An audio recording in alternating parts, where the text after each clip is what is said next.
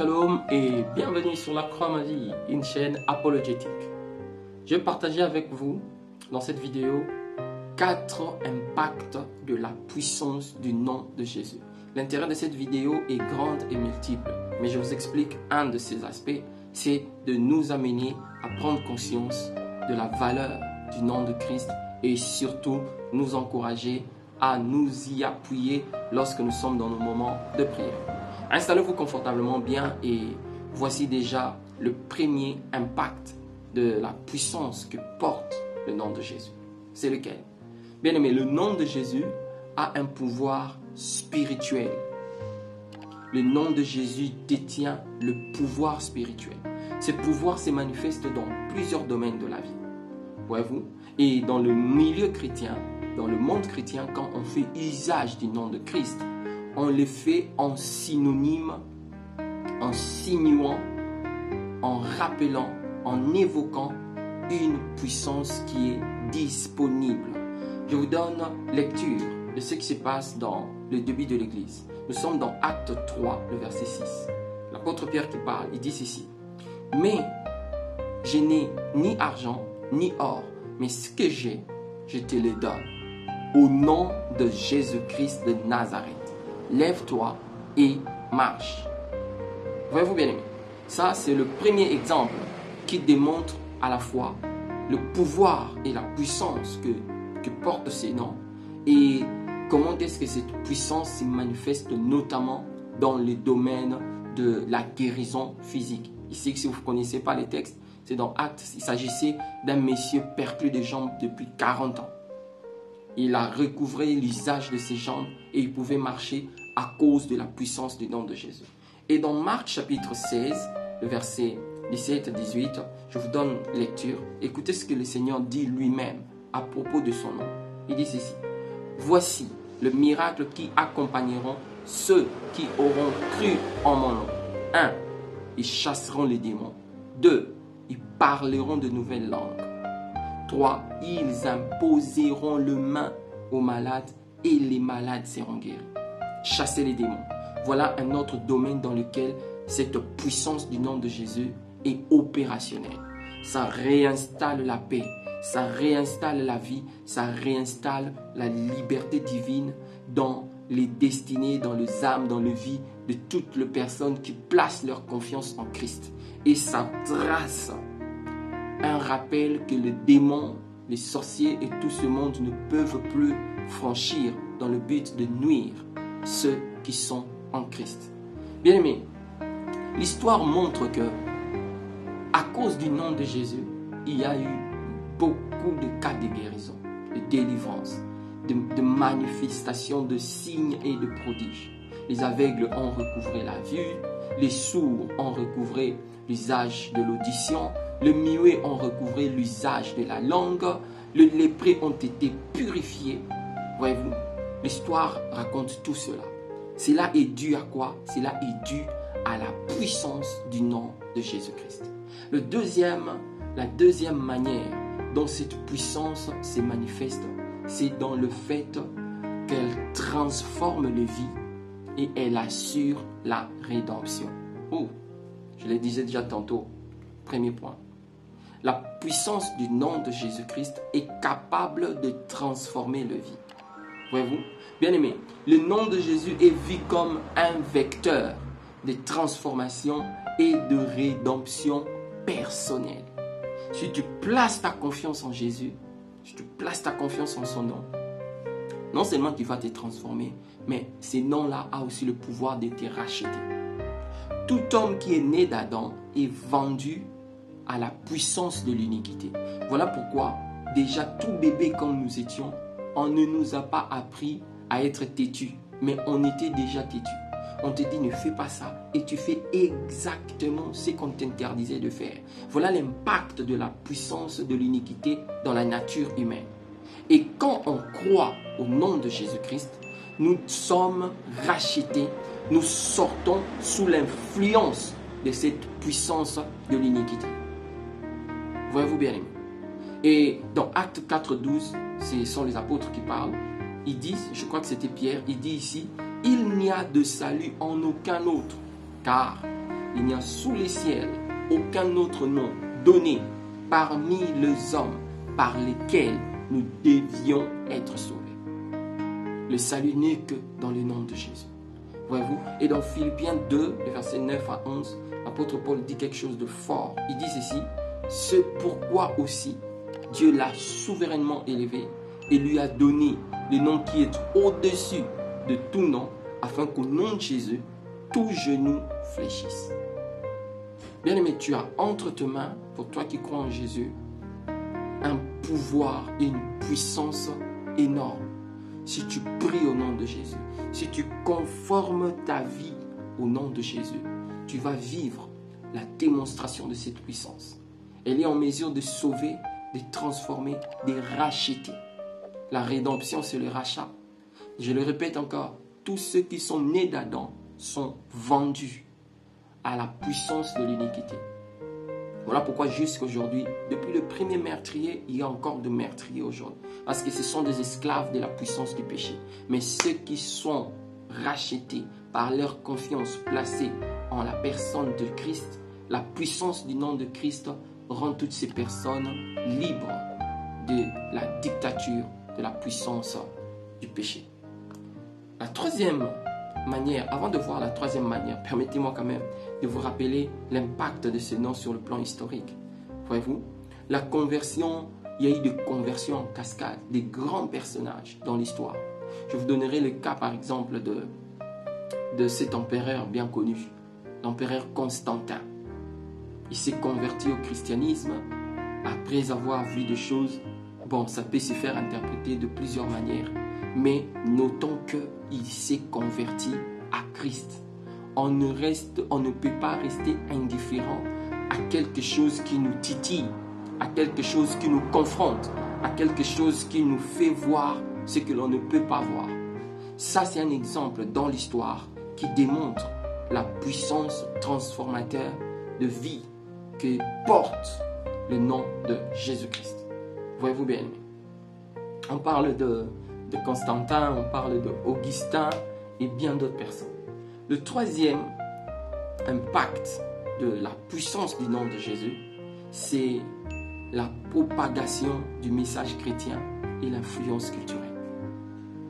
Parce que tous ceux qui ont porté l'évangile, ils ont eu la grâce de s'appuyer sur le nom de Jésus. Le message de l'évangile a été propagé à une très grande vitesse. Très grande vitesse. Prenez le cas par exemple de Philippe. La Bible dit dans Acte 8 que lorsque Philippe arrive en Samarie, il prêche le Christ. En d'autres termes, il s'appuie sur Christ pour faire l'œuvre du ministère. Philippe n'a pas prêché la prospérité, il n'a pas prêché les facilitations de la vie, il a prêché le Christ. Et quand la Bible donne de précisions, notamment par le fait de dire qu'il était arrivé en Samarie, c'est un détail à ne pas prendre à la légère. Parce que le fait que l'on ait cité la Samarie, ça fait allusion à une culture. Les Samaritains étaient en hostilité avec les Juifs et tous ceux qui étaient directement attachés aux Juifs. Or, le salut nous vient de Juifs. Si l'évangile a été bien reçu en Samarie, milieu culturellement hostile à l'évangile, c'est parce que Philippe s'était appuyé sur le nom de Jésus. Le même constat a été fait pour le compte de l'apôtre Paul. On dit dans Acte 10, dans Acte 9, on dit « Aussitôt qu'il se releva, il se fit baptiser et Paul prêcha au nom de Jésus, le nom qu'il persécutait. » Et regardez le ministère de Paul. C'est par Paul que nous, les gentils, on a écouté ces messages de vie. L'évangile est allé très loin parce que ceux qui l'ont porté, ils se sont appuyés, ils se sont adossés sur la puissance qu'il y a dans le nom de Jésus-Christ. Jésus disait lui-même déjà, lorsqu'il s'apprêtait pour monter, rentrer vers le Père, nous sommes dans Matthieu 28, le verset 19, il dit « Allez, faites de toutes les nations des disciples, les baptisant au nom du Père, du Fils et du Saint-Esprit. » Au nom du Père, du Fils et du Saint-Esprit. Le nom de Jésus. Voilà la clé qui permet à l'évangile d'être propulsé avec puissance. Et dans Acte 1, 8, il dit lorsque l'Esprit viendra, il vous apportera le cadeau que le Père vous a promis. Vous allez recevoir de la part de l'Esprit venant du Père la puissance qui fera de vous des témoins en Jérusalem, en Judée, en Samarie, jusqu'aux extrémités de la terre. Voyez-vous bien aimés. Encore une fois, nous notons par rapport à ce troisième point, nous notons l'impact de ce nom de Jésus qui consiste à propager l'évangile et à influencer les cultures. Nous notons l'implication de personnes telles que David Livingstone, venant de l'Écosse, un milieu, une culture tout autre que ce milieu africain. Et puis, c'était dans les années 1800. C'était pas comme aujourd'hui, on a beaucoup de commodités. À ces époques-là, la vie était très difficile. La malaria tuait énormément de gens. Mais quel a été l'appui de Livingstone? Il s'appuyait sur le nom de Jésus. Il s'appuyait sur le nom de Jésus. Et partout où ce monsieur est passé, il a parlé de Christ. Il partait pour explorer, mais il allait avant tout comme un évangéliste pour porter les messages de Christ. Voyez-vous bien aimé. Et regardez l'impact de l'influence culturelle du nom de Jésus en Afrique. L'évangile de Christ a effacé certaines pratiques culturelles qui n'étaient rien d'autre que de l'occultisme à ciel ouvert, à échelle grandeur nature.